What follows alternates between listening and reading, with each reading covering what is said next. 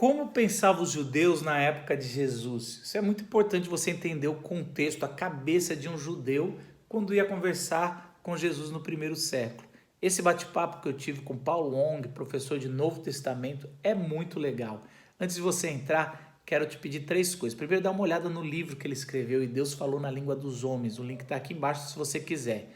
Segundo, se você quiser estudar hermenêutica e interpretação bíblica, eu tenho uma sala no Telegram que todo dia eu posto coisas e é de graça, vai lá. Terceiro, curte o vídeo, assina o canal, que assim você vai receber materiais como esse diariamente. Vamos lá pro vídeo? Porque o grande engano que a gente tem é que as pessoas, pegando, por exemplo, a época de Jesus, os judeus pensavam tudo igual. Mas não. Dentro do judaísmo, né, nós temos vários tipos de ideia, e dentro de um judeu nós temos várias maneiras de se pensar o mesmo assunto.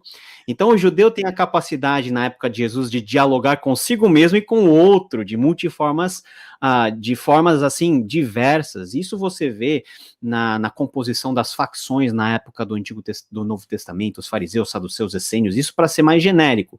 Mas temos outros grupos e muitos grupos, muitas formas de pensar temas que são caros ao judaísmo. Por exemplo, Messias, né? Tinha gente que acreditava na vinda de um Messias.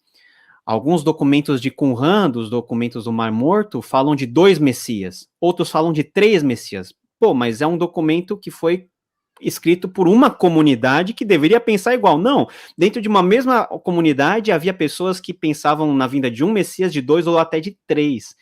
Então, essa multiplicidade de fatores é algo assim fascinante no mundo do estudo bíblico, porque nos faz pensar em várias possibilidades e é algo inesgotável. Não, e assim, vamos lá. Existe uma diversidade que me parece, ao ler o texto, muito mais aceita do que hoje seria. Por exemplo, os saduceus não acreditavam na vida após a morte. A gente hoje, se alguém não acredita na vida após a morte, a gente nem considera da fé. E lá estava lá, e os caras estavam comandando o templo, porque saduceu é da tribo de Levi, então tá lá no templo, tá comandando.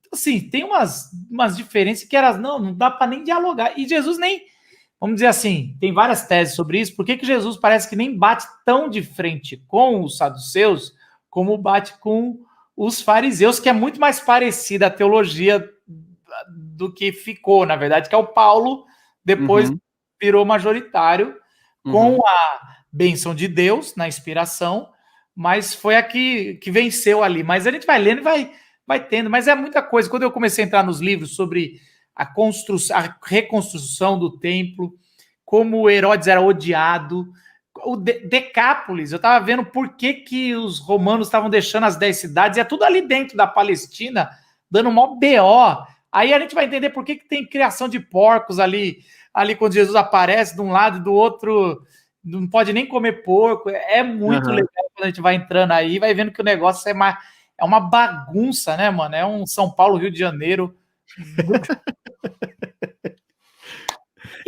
É uma bagunça que, naquela época, conseguiu manter um certo tipo de... uma bagunça meio que equilibrada, porque as forças antagônicas, elas se reconheciam como forças legítimas, né?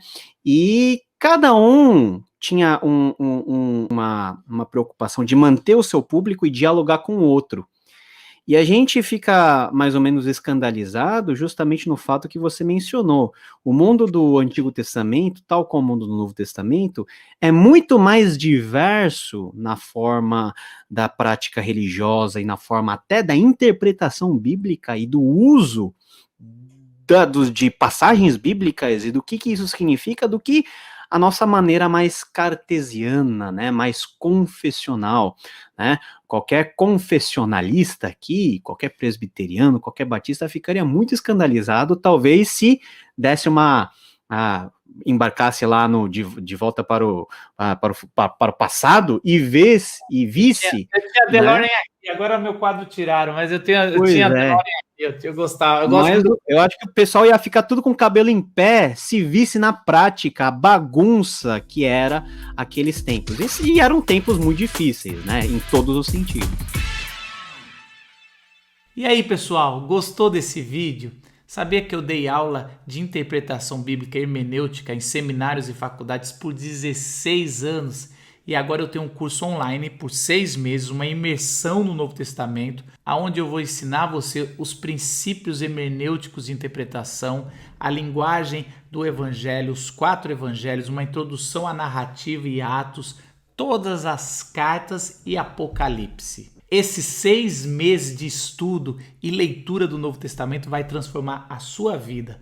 Quer saber mais? Tem um link aqui desse curso que eu dou. Te vejo lá no curso.